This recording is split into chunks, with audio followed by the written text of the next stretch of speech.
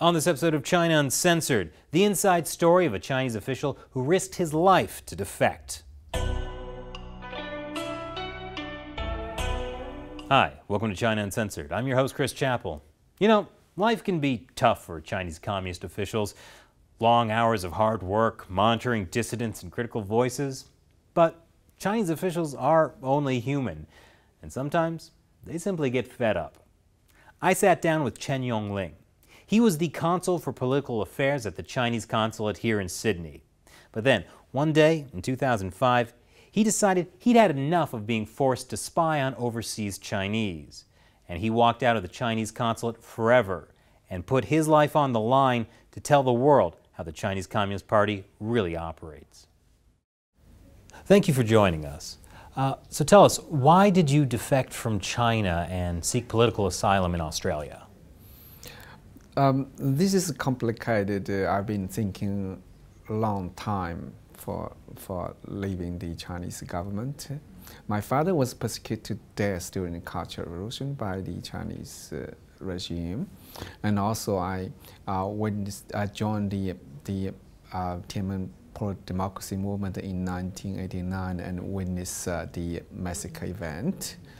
And also in the past several years, I can see that I feel there's no future for China, and I don't want to live in that environment. And also, you know, I don't want my child being brainwashed as I was. Before you defected, you were doing things that you felt were morally questionable. I used to be certain kind of proud of to being a Chinese diplomat. It seems I'm joining the policy decision to contribute to the national interest.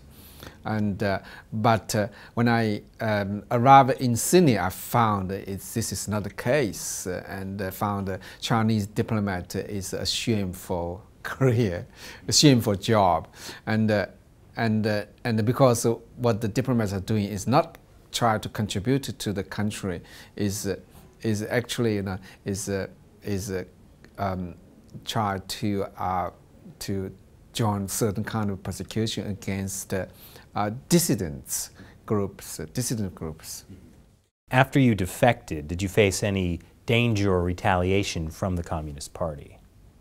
Yes, actually, there are a lot of risk. At the beginning, they found us and tried to take us back to the consulate. Probably, you know, they tried to kidnap me back to China, and said that this guy voluntarily returned to China. They tried to take something like this. I believe I remember hearing you say you had a source who told you there was some kind of assassination squad sent after you? Yeah, I have a source from my colleagues in Ministry of Foreign Affairs, and of course sometimes I can get sources from other department, which some friend I make when the delegation visit from China. What did they tell you? They imply that there's a team of MSS, and they are going to doing some missions that were targeting my family. So they went after your family? The targeting of my family. Actually, of course, the main target is me. Are you in danger right now? If I do too much, if they thought that I'm playing a leading role in some area, they may try to hurt my family or harm myself in a certain way. And if you're too quiet? If it too quiet, the same thing. Too quiet, they can also take action. So you need to be just loud enough. Yeah, that's right. Just loud enough and do as much as I can. So how did your family and friends react to you defecting? When I left the consulate, I have prepared that these friends or relatives will all cut connection with me, and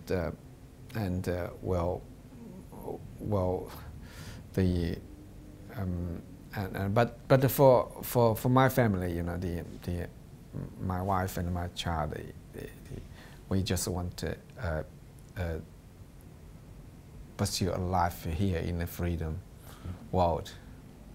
How does the Chinese consulate silence critical voices within the Chinese Australian community? There's many ways to silence the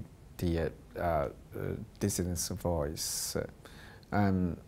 There's many ways, and one is actually the China infiltrated the Chinese community organizations, and it's generally via money, use the money to influence these communities, and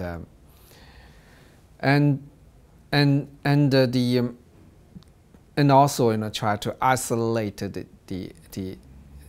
dissident voice, and Falun Gong at that time in 2000 from 2001 to 2005, when I was in the consulate, was actually the main target, and to make the Chinese community generally resent the Falun Gong practitioners, and it's very effective, obviously, because of propaganda to defame the Falun Gong totally. And I understand after you defected, you quit the Chinese Communist Party. Can you tell us a bit about that? At that time, not many Chinese have the gall to have the courage to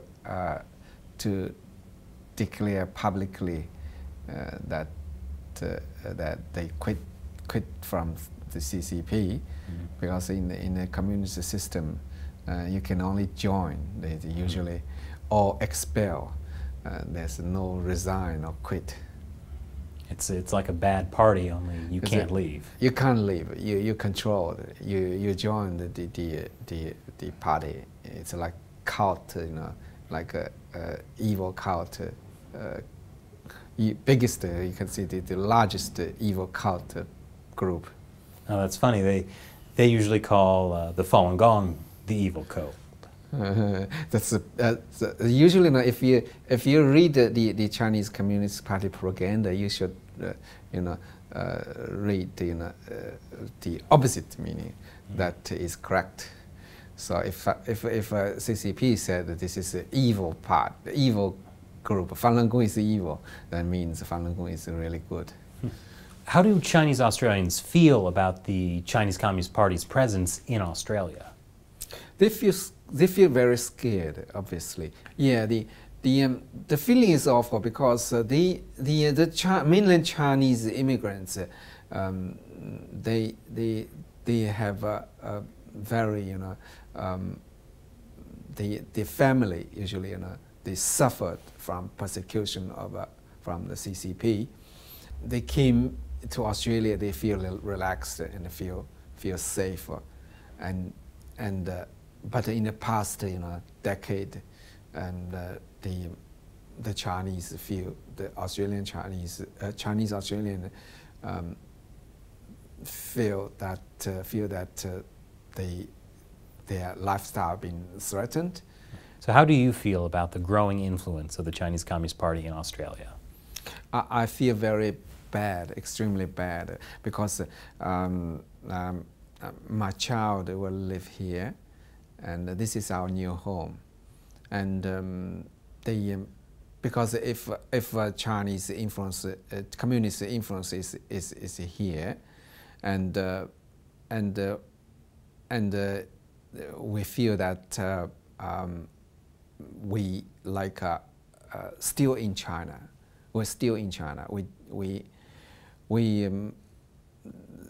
This place is is turning red, and it's also against my will that I don't want my child to be brainwashed as I was. And now we can see the Chinese propaganda here, and if you can see that on the Sam Destiari case, even the MPs speak for China's interest. Is there anything that can be done to stop the Communist Party's growing influence around the world? That rely on the Western democracy. They should know that China has never given up the Cold War thinking, the ideological, the propaganda. They just have the Cold War mentality. Yeah, totally, and